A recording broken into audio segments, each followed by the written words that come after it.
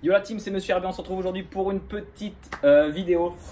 Voilà la suite de l'ancienne vidéo donc, où on avait fait le châssis du coup. Maintenant on va s'attaquer au moteur. Donc j'ai les joints de clapet à refaire, à étanchéifier. Donc il faut que j'aille acheter la pâte à joints, je ne l'ai pas encore. Donc bon, pour l'instant on va démonter. On va démonter le carbu, nettoyage carbu etc. complet pour que ça reparte pour la saison.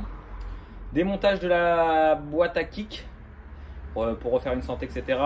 Nettoyage du moteur complet, entier, voilà. Et après, bah voilà, ça sera bon. On fera les tests, etc. Enfin, on remettra ça dans le châssis avant. Puis après, on refera les tests. On va vérifier l'huile, etc. Enfin bref, tout. Bah, c'est parti, frérot, je vais pas te mentir. Tu vas avoir la vue du moteur directement qui s'affiche ici. Voilà, comme je te l'ai dit. Bon, bah, comme je t'ai dit, voilà la vue du moteur qui est ici. Donc, je vais aller chercher mes petits outils. Il est vraiment sale. Bah, j'en ai un là déjà, je peux démonter le carbu. On va démonter le carbu. Excusez-moi pour les voitures qui passent, hein, parce que là, on va pas te mentir, devant chez moi c'est une autoroute.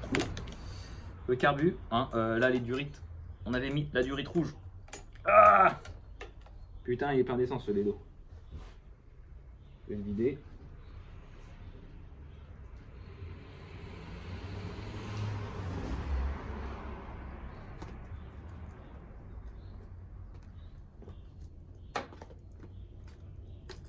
Donc on a mis de la durite rouge. Ça, je vais pas te mentir, pour une machine de run, c'est un peu de la merde parce que du coup, si tu roules pas avec, elle est dure comme... alors que tu vois, là elle est un peu dure, je peux pas te montrer une durite souple. Elles sont toutes dures, de toute façon c'est de la merde.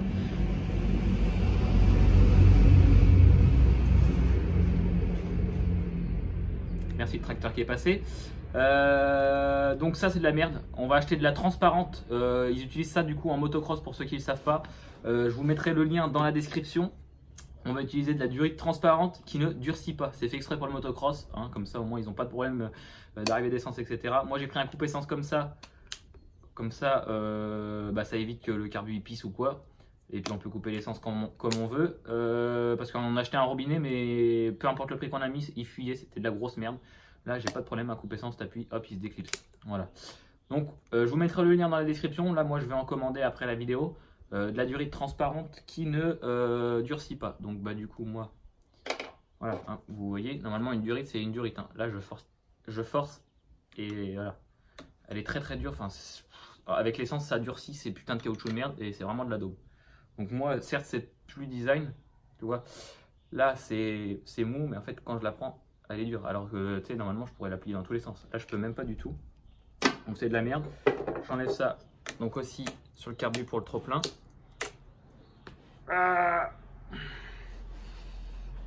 Elles sont tellement dures qu'elles sont inenlevables. Donc voilà, petit carbu de 230 Sunworld. Donc là, je vais pas te mentir, on va faire un nettoyage complet. Je vais vous montrer un petit peu comment c'est fait dedans. Ensuite, ce qu'on va faire, je vais démonter le carbu. Et puis déjà, ça va être la première chose à faire. Donc je mets ça de côté. Donc le petit carbu, il a un tournevis magique qui s'intervertit. Le tournevis, il a donc le tournevis, le carbu. Je sais pas si tu vois beaucoup. Je suis pas cadreur, je suis rien du tout.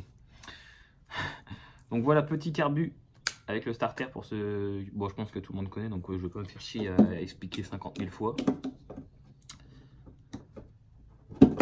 Donc c'est pas le bon tournevis que j'ai, je vais en chercher un autre. Donc là tu as le trop-plein, le bouchon pour changer le gicleur, et ensuite les devises pour la cuve, l'arrivée d'essence, etc., etc. Le power jet qui est ici. Donc voilà, donc là moi, je vais le démonter et on est parti.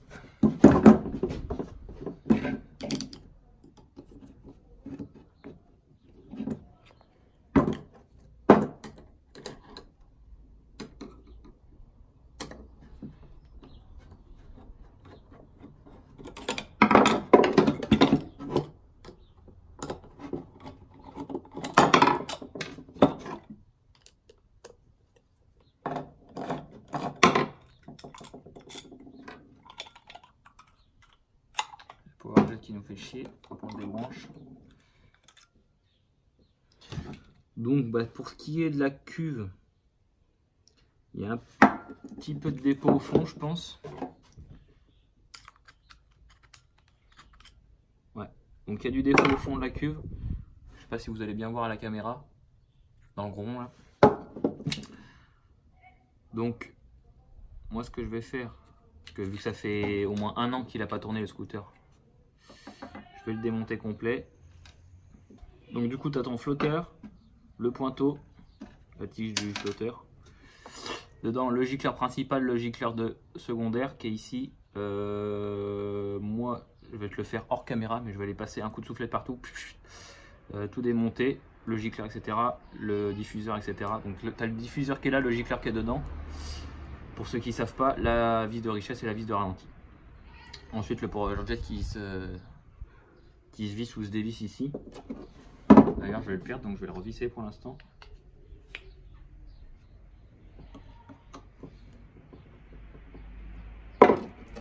Hop, un coup de nettoyage et c'est parti. Bon bah carburateur nettoyé. Du coup j'ai passé un petit coup de soufflette impeccable dedans. Donc il n'y aura plus de soucis. Donc carbu nettoyé. Le flotteur, tac, avec le petit pointeau. L'aiguille, etc. Tac. Donc, on remet la petite cuve.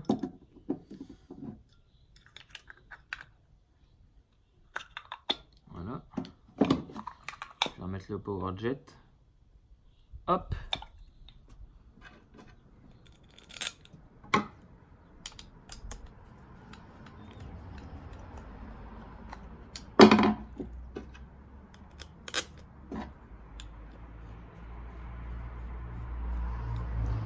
Sinon, si tu veux, après le mieux, moi voilà, j'en ai pas, mais t'achètes du Clearn carburateur là sur Scootfast. Voilà, il y en a. Tu vas sur Scootfast, tu tapes Clean carburateur. Comme ça va te nettoyer vraiment tout entier. Tu pourras nettoyer l'extérieur, etc. C'est fait exprès pour les carburateurs. Bon, ben voilà, petit carbu nettoyé. On pourra remonter ça. Démontage de la boîte à clapet, c'est parti. Go!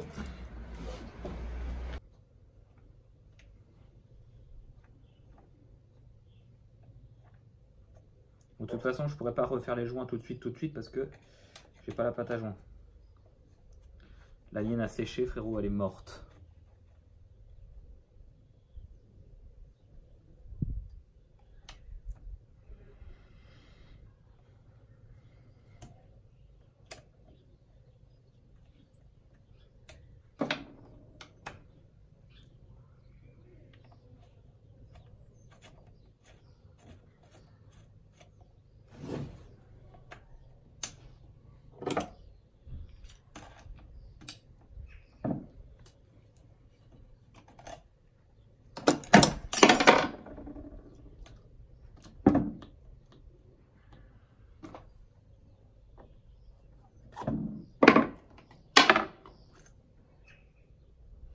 Ah ouais, effectivement.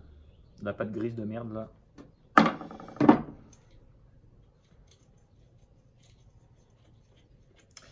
On va démonter ça.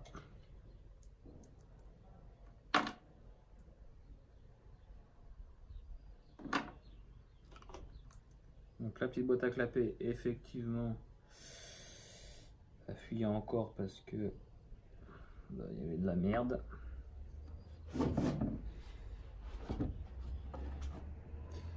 Celle-là, je vais pas la démonter du coup. Donc, maintenant, il faut jarter tout ça là. Bon, bah.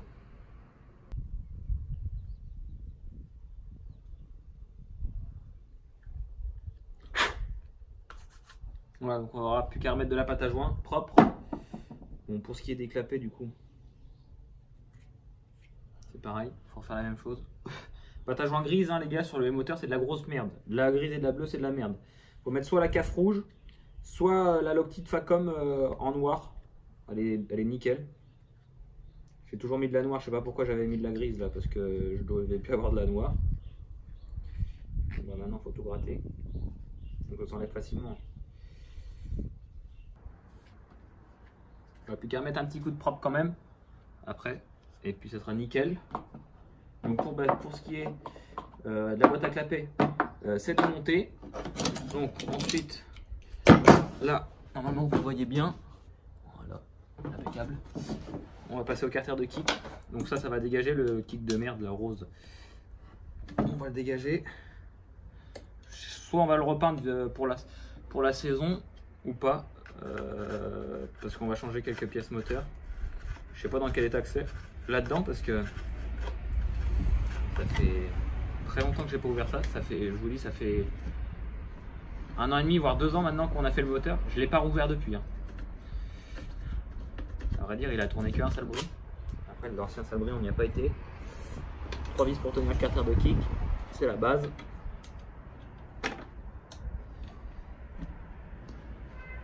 Tac.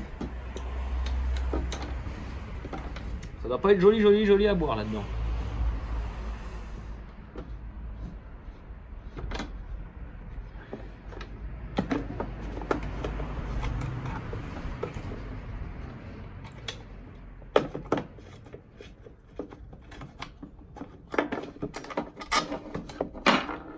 Il va y avoir un pion dedans. Voilà.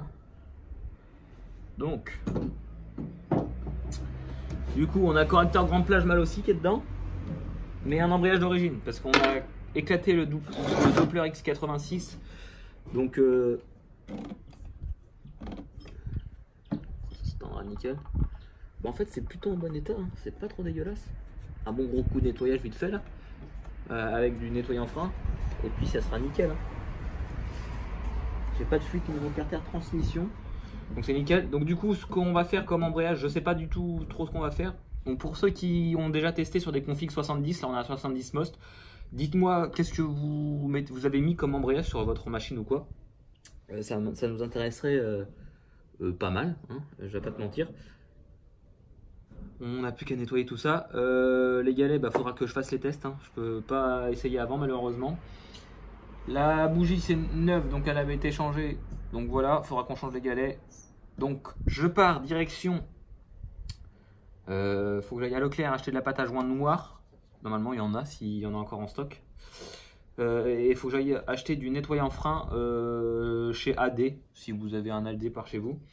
Je vais acheter ça directement, comme ça on pourra tout nettoyer, tous les carters, etc. Propre, vraiment dans la chose. Et puis voilà, go, c'est parti, hein. Je sais pas du coup si le temps que je fasse ça, le temps que je revienne, etc. Il va y avoir un peu de temps de route. On sait jamais, on tombe toujours sur une embuscade. Il y a toujours une embuscade de toute façon avec moi. Donc de toute façon, tu dis oh je vais qu'à Leclerc. Tu arrives chez Pierre-Paul Jacques et puis tu arrives à 1 heure chez toi et puis tu vois bien comment ça finit. Tu reviens le lendemain, il est 6 h du matin. Bon, c'est pas grave. On fera ça du coup hors vidéo ou dans une prochaine vidéo, hein. Je pense que le mieux qui vous intéresse c'est les tests, etc. Ça c'est pas trop important. Malgré que ça soit important quand même, hein, mais c'est pas non plus important de ouf. Donc voilà, j'espère que vous avez kiffé cette petite vidéo. Si tu as kiffé cette petite vidéo, n'hésite pas à mettre un petit pouce bleu et à t'abonner, frérot, ça fait toujours plaisir. Prochain truc, on finit de nettoyer le moteur, etc., les carters, tout entier. On remonte ça dans le châssis. D'ici là, j'aurai poli la barre arrière, je pense. Et du coup, nettoyer tout, la jante avant, etc. Ça va être nif. Voilà, j'ai plus qu'à chercher la pâte à joint, etc. On se retrouve dans une prochaine vidéo.